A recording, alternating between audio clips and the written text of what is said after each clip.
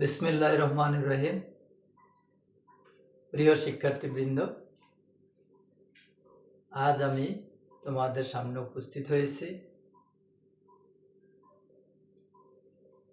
ব্যষ্টিক অর্থনীতির একটি ইম্পর্টেন্ট টপিক নিয়ে, যেটা অনেক জনপ্রিয়। অর্থনীতিতে পড়ে না এমন শিক্ষক শিক্ষার্থীরাও এই বিষয়টি জানে, সেটা সবার জন্যই প্রযোজ্য। তাই এই ক্লাসটি বিশেষ করে অর্থনীতি যাদের আছে, মেজর নন মেজর, অনার্স প্রথম বর্ষের যাদের মেজর আছে তাদেরও এই টপিকটি আছে, যাদের নন মেজর তাদেরও আছে। নন মেজর বলতে রাষ্ট্রবিজ্ঞান, সমাজবিজ্ঞান, সমাজকর্ম, অ্যাকাউন্টিং, ম্যানেজমেন্ট, মার্কেটিং, ফিনান্স, যাদের মাইক্রো ইকোনমিক্স আছে। তাছাড়াও এইটা অর্থনীতি অনার্স সেকেন্ড ইয়ারে আবার আছে ইউটিলিটিটা। এটা প্রিলিমিনারি মাস্টার্সেও আছে, মাস্টার্স ফাইনাল ইয়ারেও ইউটিলিটি এই চ্যাপ্টারটা আছে। সুতরাং সবার জন্য এটা একটা কমন বিষয়।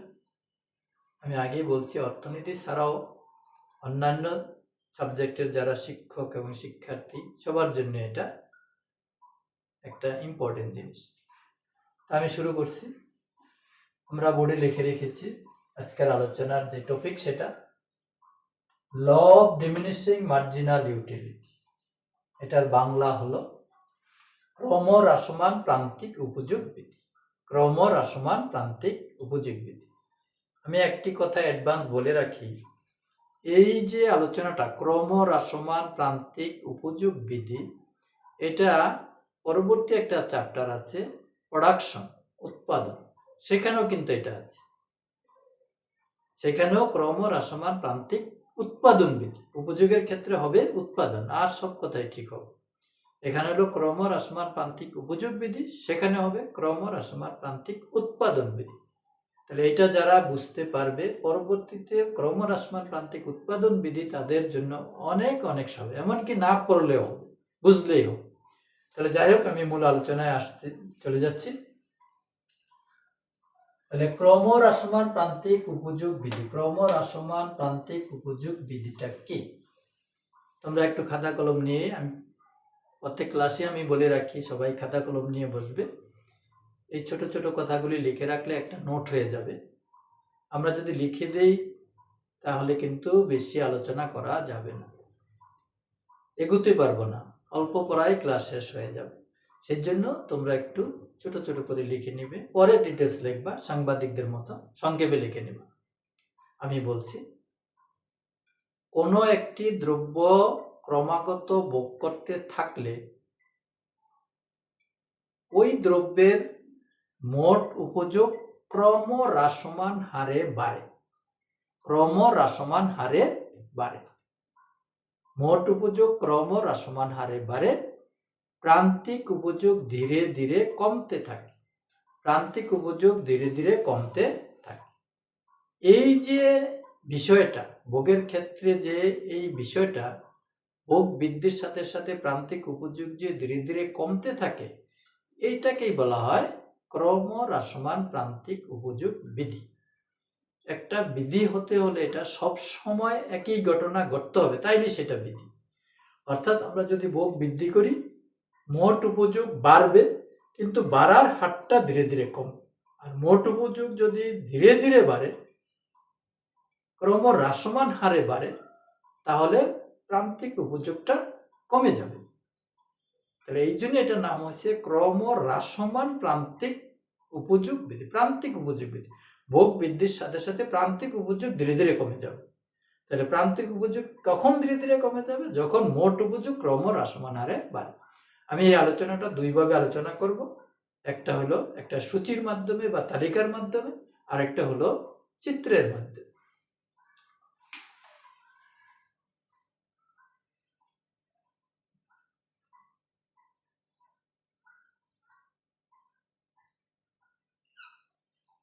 এটা হলো ভোগের একক, এটা হলো মোট উপযোগ, এটা হলো প্রান্তিক উপযোগ। 1 2 3 4 5 6, 6টা আমি নিলাম। মোট উপযোগ 10 18 24 28 30 30, 10 8 6 4 2 0। যখন আমরা মোট উপযোগের কলামটা লিখব তখন খেয়াল রাখবো প্রথম কত 10, তাহলে একটা বুক করে যদি আমি 10 পাই উপযোগ, দুইটা বুক করে তো 20 হলে তো ক্রম হ্রাসমান হলো, তাহলে এখানে 20-এর চেয়ে একটু কম নিতে হবে। 10-এর লগে আমি ধরলাম 8, তাহলে হলো কত 18, তাহলে এখানে বাড়ছে কত 8। এটা হবে প্রান্তিক উপযোগ। গত ক্লাসে আমরা বলেছিলাম লেকচার 1-এ যেটা আমরা মোট উপযোগ আর প্রান্তিক উপযোগের সম্পর্ক সেটা বলেছিলাম। এখানে 10, প্রথমটা 10-ই থাকবে। এখানে ভোগ বৃদ্ধির ফলে মোট উপযোগ বাড়লো কত 8, এটা হলো প্রান্তিক। ঠিক একইভাবে এখানে বাড়লো কত 8, এখানে আর 8 বাড়বে না, এর চেয়ে একটু কম বাড়বে, সেটা হলো 6। আরো কম বাড়বে কিন্তু বাড়ার হারটা ধীরে ধীরে কমে যাবে। এখানে বাড়লো 4, এখানে বাড়লো 2, এখানে আর বাড়বে, যেহেতু বাড়ে নাই প্রান্তিক উপযোগ 0। এখন যদি এটার ব্যাখ্যা দিতে বলে আমাদেরকে, ব্যাখ্যাটা আমরা নিজের মতো করে দেব। অর্থনীতির ব্যাখ্যা একদম নিজের মতো, বুঝতে পারলে এটা আমি নিজে দেব, এই সংখ্যা মনে রাখার কোনো দরকার নেই। সূচিতে লক্ষ্য করা যায় ভোগের পরিমাণ যখন 1, মোট উপযোগ তখন 10। যদি আমি 10 দিই 10 বলবো, 12 দিলে 12 বলবো, 15 দিলে 15 বলবো। ভোগের পরিমাণ যখন 1, মোট উপযোগ তখন 10, প্রান্তিক উপযোগও 10। মোট উপযোগ ভোগের পরিমাণ যখন 2, মোট উপযোগ তখন 18, প্রান্তিক উপযোগ তখন 8। মোট উপযোগ যখন ভোগের পরিমাণ যখন 3, মোট উপযোগ 24, প্রান্তিক উপযোগ 6। ভোগের পরিমাণ যখন 4, মোট উপযোগ 28, প্রান্তিক উপযোগ 4। ভোগের পরিমাণ যখন 5, মোট উপযোগ 30, প্রান্তিক উপযোগ 2। ভোগের পরিমাণ যখন 6, মোট উপযোগ 30, প্রান্তিক উপযোগ 0। এখানে দেখা যাচ্ছে ভোগ বৃদ্ধির সাথে সাথে মোট উপযোগ বাড়তেছে, কিন্তু ক্রমহ্রাসমান হারে বাড়তেছে। প্রথম বাড়লো 10, তারপরে বাড়লো 8, তারপরে বাড়লো 6, তারপরে বাড়লো 4, তারপরে বাড়লো 2, তারপরে বাড়লো 0। মোট উপযোগ ক্রমহ্রাসমান হারে বেড়েছে, প্রান্তিক উপযোগ কমেছে, ধীরে ধীরে কমেছে। 10 8 6 4 2 0। তাহলে আমরা এখান থেকে দেখলাম ভোগ বৃদ্ধির সাথে সাথে মোট উপযোগ ক্রমহ্রাসমান হারে বাড়ে আর প্রান্তিক উপযোগ কমে। মোট উপযোগ কিন্তু কমে নাই, মোট উপযোগ বাড়ছে, বাড়ার হারটা ক্রমহ্রাসমান, আর এটা কিন্তু কমছে, প্রান্তিক উপযোগ কমছে। এটা হলো ক্রমহ্রাসমান হারে বাড়ছে, এটা হলো কমছে, প্রান্তিক উপযোগ কমছে। এইটাই হলো ক্রমহ্রাসমান প্রান্তিক উপযোগ বৃদ্ধি। এখান থেকে আমরা আলোচনা করব নিজের মতো, তারপরে বলবো এখানে দেখা গেল ভোগ বৃদ্ধির সাথে সাথে মোট উপযোগ ক্রমহ্রাসমান হারে বাড়ে, প্রান্তিক উপযোগ কমে। এটাই হলো ক্রমহ্রাসমান প্রান্তিক উপযোগ বিধি। এই ক্রমহ্রাসমান প্রান্তিক উপযোগ বিধিকে আমরা এখন একটা চিত্রের মাধ্যমে দেখাবো।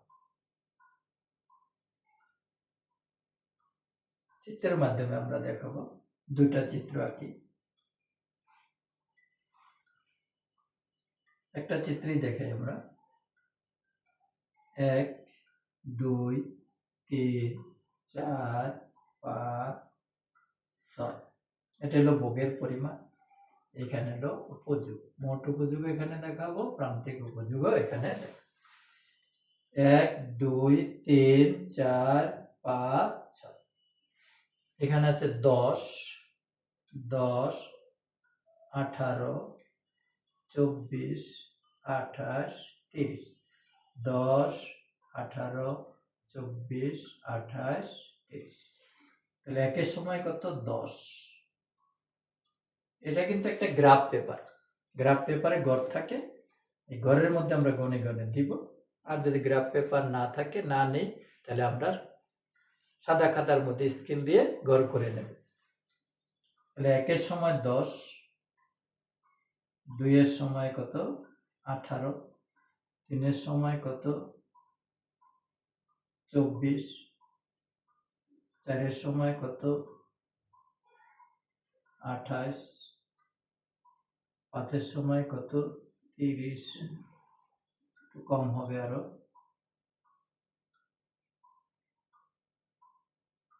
6-এর সময়ও 30, এটা সমান সমান 30। এখন আমরা এই বিন্দুগুলি যোগ করি, এটা হলো মোট উপযোগ। 1-এর সময় 10, 2-এর সময় 8, 3-এর সময় 24, 4-এর সময় 28, 5-এর সময় 30, 6-এর সময়ও 30। এই বিন্দুগুলি যোগ করলে আমরা যে রেখাটা পেলাম সেটা হলো মোট উপযোগ রেখা। এখানে দেখা যায় ভোগ বৃদ্ধির সাথে সাথে মোট উপযোগ ক্রমহ্রাসমান হারে বেড়েছে। আমি একটা কথা বলি, যেহেতু আমরা অর্থনীতি নিয়ে দীর্ঘদিন পড়বো, ইনশাল্লাহ অর্থনীতির সাথে থাকবো, সেহেতু মনে রাখতে হবে কোনো কিছু যদি ক্রমহ্রাসমান হারে বাড়ে সেই রেখাটা এইভাবে বেঁকে যাবে। ক্রমহ্রাসমান হারে যদি বাড়ে রেখাটা বেঁকে যাবে। যদি স্থির হারে বাড়ে রেখাটা এরকম স্ট্রেট লাইন হবে, স্থির হারে বাড়ে। আর যদি ক্রমবর্ধমান হারে বাড়ে রেখাটা এরকম। আমি আবার বলছি, ক্রমহ্রাসমান হারে বাড়লে রেখাটা ডান দিকে বেঁকে যাবে, আস্তে আস্তে বেঁকে যাবে। যদি ক্রমবর্ধমান হারে বাড়ে, প্রথম বাড়লো 10, তারপরে যদি 12 বাড়তো, তারপরে 14 বাড়তো, তাহলে রেখাটা ক্রমবর্ধমান এইভাবে হবে। আর যদি স্থির হারে বাড়তো, প্রথম 10, তারপরেও 10, তারপরেও 10, তাহলে রেখাটা হয়তো স্ট্রেট লাইন, সরল রেখা। যাই হোক, তাহলে উপযোগের ক্ষেত্রে মোট উপযোগ ক্রমহ্রাসমান হারে বাড়ে। মোট উপযোগ ক্রমহ্রাসমান হারে বাড়ে। মোট উপযোগ ক্রমহ্রাসমান হারে বাড়ে। একটাই রেখা হবে, সে রেখাটা হলো এটা। এখন যাই আমরা প্রান্তিক উপযোগ। 1-এর সময় কত 10, 2-এর সময় কত 8, এটা 10-এর, এটা ধরলাম 8। 3-এর সময় কত 6, এটা হবে 6। 4-এর সময় কত 4, এটা হবে 4। 5-এর সময় কত 2, এটা হবে 2। 6-এর সময় কত 0। তাহলে এই বিন্দুগুলি আমরা এখন যোগ করে দেব।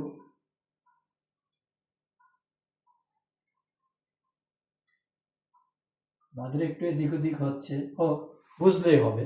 অর্থনীতিতে চিত্র সুন্দর হতে হয় না, চিত্র সঠিক হতে হয়। কথাটা মনে রাখবে, চিত্রটা সুন্দরের দরকার নাই, চিত্রটা সঠিক হতে হবে। তাহলে ভূমি অক্ষে ভোগের পরিমাণ, লম্ব অক্ষে মোট উপযোগ এবং প্রান্তিক উপযোগ। ভোগের পরিমাণ যখন 1, তখন মোট উপযোগ 10, প্রান্তিক উপযোগ 10। ভোগের পরিমাণ যখন 2, মোট উপযোগ তখন 18, প্রান্তিক উপযোগ তখন 8। ভোগের পরিমাণ যখন 3, মোট উপযোগ তখন 24, প্রান্তিক উপযোগ তখন 6। আমরা এখানে দিয়ে রাখবো 8, 6, 4, 2। এভাবে সবগুলি বলার পরে বলবো এই বিন্দুগুলি, এগুলি আমরা নামও দিতে পারি, A B C D E F. এখানে দিতে পারি এ B1, B2, C1, D1, E1, F1, যা দেই তাই লিখলেই হবে। তাহলে আমরা এই বিন্দুগুলি যোগ করে পাই প্রান্তিক উপযোগ রেখা, আর এই বিন্দুগুলি যোগ করে পাই মোট উপযোগ। এখানে দেখা গেল ভোগের পরিমাণ বৃদ্ধির সাথে সাথে মোট উপযোগ ক্রমহ্রাসমান হারে বেড়েছে আর প্রান্তিক উপযোগ কমেছে। এইটাই হলো ক্রমহ্রাসমান প্রান্তিক উপযোগ বিধি। তাহলে ক্রমহ্রাসমান প্রান্তিক উপযোগ বিধিকে আমরা দুইভাবে আলোচনা করতে পারি। একটা হলো সূচির মাধ্যমে, আর একটা হলো চিত্রের মাধ্যমে, রেখাচিত্রের মাধ্যমে। এটা জ্যামিতিক ব্যাখ্যা, এটা গাণিতিক ব্যাখ্যা। ক্রমহ্রাসমান প্রান্তিক উপযোগ বিধি হলো ভোগ বৃদ্ধির সাথে সাথে মোট উপযোগ ক্রমহ্রাসমান হারে বাড়ে, প্রান্তিক উপযোগ কমে। এই যে নিয়মটা ভোগের ক্ষেত্রে, এটাকে বলে ক্রমহ্রাসমান প্রান্তিক উপযোগ বিধি। এই বিধিকে আমরা দুইভাবে আলোচনা করতে পারি, একটা সূচির মাধ্যমে, একটা চিত্রের মাধ্যমে। সূচির মাধ্যমে আলোচনা করব, ব্যাখ্যা করব। 1-এর সময় 1 একক ভোগের সময় মোট কত, প্রান্তিক কত, 2-এর সময় কত, 3-এর সময় কত। এখানে দেখা যায় ভোগ বৃদ্ধির সাথে সাথে মোট উপযোগ ক্রমহ্রাসমান হারে বেড়েছে, প্রান্তিক উপযোগ কমেছে। এটাই হলো ক্রমহ্রাসমান প্রান্তিক উপযোগ বিধি। আবার চিত্রে আলোচনা করব, করার পরে বলবো এখানে দেখা যায় ভোগ বৃদ্ধির সাথে সাথে মোট উপযোগ ক্রমহ্রাসমান হারে বেড়েছে, প্রান্তিক উপযোগ কমেছে। এটাই হলো ক্রমহ্রাসমান প্রান্তিক উপযোগ বিধি। এখন এই ক্রমহ্রাসমান প্রান্তিক উপযোগ বিধির সমালোচনা, ত্রুটি আছে কিছু, তোমরা একটু লিখে নাও, কয়েকটা বই পড়লেই পারবে। সব বইয়ের মধ্যে সমালোচনা বা ত্রুটি আছে। সেটা হলো যে এই যে আমরা বললাম ভোগ বাড়লে মোট উপযোগ ক্রমহ্রাসমান হারে বাড়ে, প্রান্তিক উপযোগ কম। সেখানে কিছু শর্ত সাপেক্ষে এই কথাটা, এই দ্রব্যটা যদি স্বাভাবিক দ্রব্য হয়, সাধারণত চাল ডাল তরি তরকারি আমরা প্রতিদিন দৈনন্দিন জীবনে যেসব জিনিসগুলি ব্যবহার করি, স্বাভাবিক দ্রব্য যেটা নর্মাল গুডস বলে, নর্মাল গুডস, এই গুডসগুলির ক্ষেত্রে এই বিষয়টা প্রযোজ্য। তাহলে এখানে যত ভোগ করবো তত প্রান্তিক উপযোগটা কমে যাবে, ওই দ্রব্যটার প্রতি আকাঙ্ক্ষা কমে যাবে, এটাই স্বাভাবিক। কিন্তু কিছু শখের জিনিস আছে, সেই ক্ষেত্রে কি এটা হয়, যারা ডাক টিকিট সংগ্রহ করে, আরো কিছু কিছু শখ আছে, শখের জিনিস যত ভোগ করে ততই এটার প্রতি আকাঙ্ক্ষা কমে না, বরং আরো বাড়ে। যেমন যারা নেশা করে, নেশা জাতীয় দ্রব্যের ক্ষেত্রে এটা প্রযোজ্য না। যারা নেশা করে তাদের ক্ষেত্রে কি হয়, যত নেশা করে তত আরো আকৃষ্ট হয়ে যায়, অর্থাৎ প্রান্তিক উপযোগ কমে না, আরো বেড়ে যায়। তারপর হলো যে দ্রব্যটা আমরা নিয়ে আলোচনা করতেছি, ওই দ্রব্যটার যদি বিকল্প দ্রব্য না থাকে তাহলে এই ঘটনাটা ঘটবে না, ভোগ বাড়লে প্রান্তিক উপযোগ কমে না, বিকল্প দ্রব্যের উপস্থিতি। তারপরে এই দ্রব্যটার একটা সিজন আছে, কোন সিজনে কোনো দ্রব্যের আকাঙ্ক্ষা বাড়ে, শীতকালে এক ধরনের দ্রব্যের ভোগ যত করি তত এটা আরো কমে না, বাড়ে। তাহলে এরকম কিছু সমালোচনা আছে, এগুলি বইনির থেকে আমরা পড়ে নেব। বিকল্প দ্রব্যের উপস্থিতি আছে কি নাই সেটার উপর ডিপেন্ড করবে, দ্রব্যটার প্রকৃতি কি, এটা কি নর্মাল গুডস কিনা, না এটা অন্য ধরনের দ্রব্য, এটা কি শখের জিনিস কিনা, অথবা নেশা জাতীয় জিনিস কিনা, এইগুলি আমাদের জানতে হবে। তাহলে এই জিনিসটা কখন প্রযোজ্য হবে সেটা আমরা বুঝতে পারলাম। সব ক্ষেত্রে এটা প্রযোজ্য হয় না, বেশিরভাগ ক্ষেত্রেই প্রযোজ্য হয় স্বাভাবিক দ্রব্যগুলির ক্ষেত্রে। এরপরে আমরা আজকে আরেকটা জিনিস নিয়ে আলোচনা করতে চাই। এখানে তো আমরা একটা দ্রব্যের কথা বললাম, ক্রমহ্রাসমান প্রান্তিক উপযোগ বিধি। এখন এই ক্রমহ্রাসমান প্রান্তিক উপযোগ বিধি থেকে আমরা একটা দ্রব্যের চাহিদা রেখা কিভাবে অঙ্কন করা যায় এইটুকু আমরা আলোচনা করতে চাই। চাহিদা রেখা অঙ্কন, তাহলে আমি এটা একটু মুছে দিই।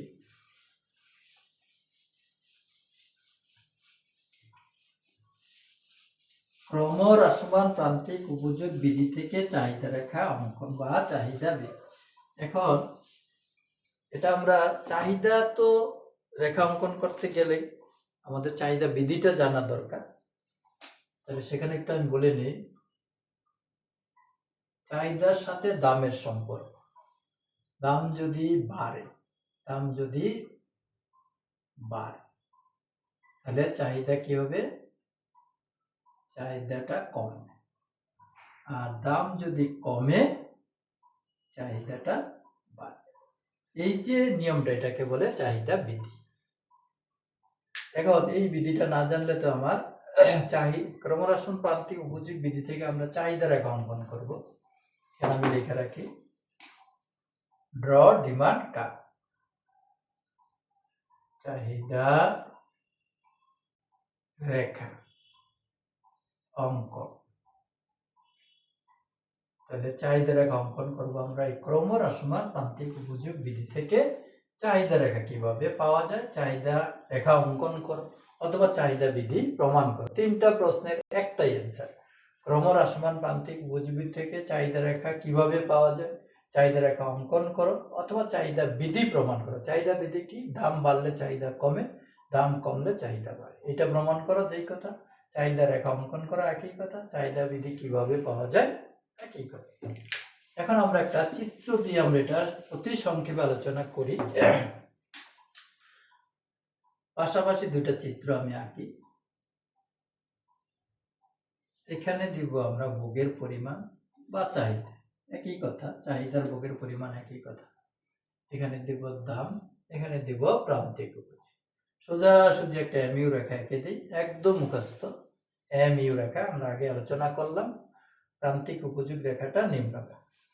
এটার মধ্যে আমরা দুইটা অনলি বিন্দু ধরি আলোচনার সুবিধার জন্য, সহজ করার জন্য, তোমাদেরকে যাতে বুঝাইতে পারি। তাহলে আমরা এখানে ধরলাম এই বিন্দুতে একজন ভোক্তা একটা দ্রব্যের কতটুকু ভোগ করে, মনে করি 2 একক ভোগ করে। সেখানে প্রান্তিক উপযোগ কত, এটা হলো প্রান্তিক উপযোগ, মনে করলাম 10। প্রান্তিক উপযোগ 10, দ্রব্য ভোগ করে কয়টা, 2টা। এই আলোচনায় আমরা এই 2টা নিলাম এখানে, আর এই 10 এই জায়গায় নিলাম। এখানে আমি একটি কথা বলবো, এটা দ্রব্যের প্রান্তিক উপযোগ আর এখানে দাম আমরা সমান দেখাই। কিভাবে? অধ্যাপক মার্শাল বলেছেন, একটা দ্রব্য থেকে একজন ভোক্তা যতটুকু প্রান্তিক উপযোগ পায় ওই দ্রব্যটার জন্য সে ততটা টাকা দিতে রাজি থাকে। অর্থাৎ আমরা এখানে বলতে পারি P=MU, প্রান্তিক উপযোগ যা দ্রব্যের দাম তা। এই দ্রব্যের জন্য 10 টাকা কেন দিবে? এই 10 টাকার সমান সেইখান থেকে একটা দ্রব্যের থেকে সে 10 টাকার মজা পায়, এই জন্য 10 টাকা দিবে। তাহলে দ্রব্যের দাম যা প্রান্তিক উপযোগ। এখানে প্রান্তিক উপযোগ কত ছিল? 10। এটাকে নিয়ে গেলাম এই 10। এই 10 যখন প্রান্তিক উপযোগ, তাহলে দ্রব্যের দামও 10 মার্শালের কথা অনুযায়ী। সেক্ষেত্রে দ্রব্য ভোগ করে কয়টা? 2টা। এই 2টা আমরা এখানে দেখালাম। তাহলে এখান থেকে বলতে পারি দাম যখন 10 টাকা তখন সে কয়টা দ্রব্য ভোগ করে? 2টা। এই চাহিদা। দাম যখন 10 টাকা তখন সে কয়টা দ্রব্য ভোগ করে? 2টা। এই সম্পর্কটা আমরা এখানে নিয়ে গেলাম, শুধু প্রান্তিক উপযোগ না লিখে এখানে দাম লিখলাম। এখানে যখন সে 3টা দ্রব্য ভোগ করে তখন প্রান্তিক উপযোগ কত? মনে করলাম 7। তাহলে এখানে দ্রব্যটার দামও হবে 7। এই 7 টাকা দামে সে কয়টা দ্রব্য ভোগ করে? 3টা দ্রব্য ভোগ। এই হলো 3। তাহলে আমরা এই যে বিন্দুটা, এটা হয়ে গেল এ ডট, এই যে বি বিন্দুটা সেটা হয়ে গেল বি ডট। এই দুটা বিন্দু যোগ করলে যে রেখাটা পাওয়া যায় সেটাই হলো চাহিদা রেখা। খুব সহজ। যদি আমরা একটু টেকনিকটা বুঝতে পারি, ক্লাসটা যদি মনোযোগ দিয়ে করি, দেখি, শুনি, তাহলে অবশ্যই সহজ। প্রথম চিত্রে ভূমি অক্ষে ভোগের পরিমাণ, লম্ব অক্ষে প্রান্তিক উপযোগ।